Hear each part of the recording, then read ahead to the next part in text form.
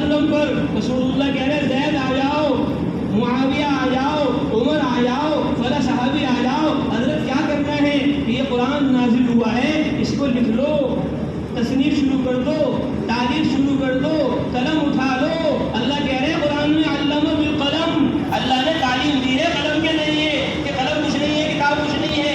ارے قلم نہیں ہوگا تو تم بھی نہیں ہوگے۔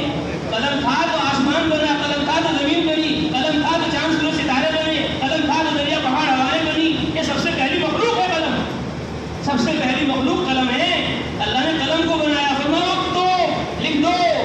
ہاں اب تو اللہ کیا لکھوں، لکھ دو۔ ہوا مسجد میں، رڑکی میں، ہریدوار میں کلمہ کا جوڑ ہوگا، کلمہ کا جوڑ ہوگا، اثر میں بھی بیان ہوگا، مغرب میں بھی بیان ہوگا، اور پھر تشکیل ہوگی، ایک سال کی، دو سال کی، تین سال کی، پھر تشکیل ہوگی، مسجد میں مدرسے میں مشورہ کرنے کی، تعلیم کرنے کی، ملاقاتیں کرنے کی، پہلا گشت کرنے کی، دوسرا گشت کرنے کی، پھر تشکیل ہوگی مہینے میں 4 دفعہ 24 گھنٹے لگانے کی، پھر تشکیل ہوگی اساتذہ کی خدمت کرنے کی، پھر تشکیل ہوگی دین کے سارے کاموں میں لگنے کی اور پوری دنیا کو لگانے کی۔ وہ دو لکھ دو، ما کان و ما یکون، جو ہو چکا وہ بھی لکھ دو، اور جتنے اجتماع ہونے والے ہیں، جتنے جوڑ ہونے والے ہیں، اور جتنی جماعتیں نکلنے والی ہیں، جتنی خانقاہیں بننے والی ہیں، جتنے مدرسے بننے والے ہیں، جتنے مکتب بننے والے ہیں، جتنے حفاظ بننے والے ہیں، جتنے علماء بننے والے ہیں، جتنے قرہ بننے والے ہیں، سارا کا سارا سب کچھ لکھ دو۔ اب تو سب لکھ دیا۔ جب فن فرمایا قلم اٹھا لیے گئے، رفیع القلم وجفت الصحف، کہ قلم اٹھا لیے گئے اور صحیفے خشک ہو چکے۔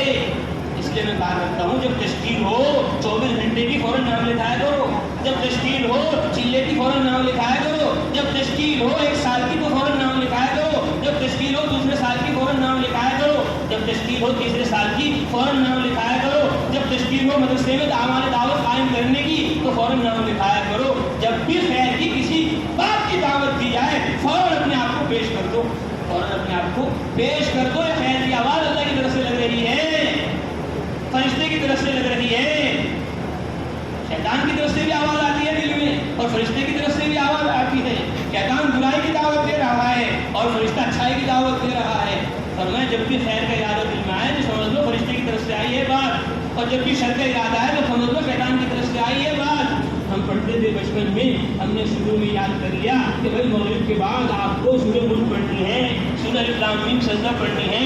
اگر سورہ ملک سورہ الف لام میم سجدہ پڑھ لو گے تو قبر کے عذاب سے بچ جاؤ گے، قبر کے عذاب سے بچ کے ساری منزلیں آسان ہو گئی۔ ہم نے بچپن سے ہی پڑھنا شروع کر دیا، کسی دن بھول گئے، سونے کو لگے، ایک دن یاد آیا ارے بھائی وہ تو پڑھی ہے سورہ ملک، چلو پڑھ لو۔ میں سوچا کیسے خیال آ گیا، کیسے آ گیا؟ بعد میں جب حدیث پڑھی تو پتہ چلا فرشتے نے کہا کہ ابھی معمول تمہارا رہ گیا ہے، پہلے سورہ ملک پڑھو، سورہ الف میم سجدہ پڑھو۔ رسول اللہ کے بارے میں صحابہ فرماتے ہیں کان رسول اللہ صلی اللہ علیہ وسلم لا ینام حتی یقرأ الف لام میم وتبارک الذی بیدہ الملک۔ رسول اللہ صلی اللہ علیہ وسلم سوتے نہیں تھے جب تک کہ سورہ ملک سورہ الف لام میم سجدہ پڑھ نہیں لیتے تھے۔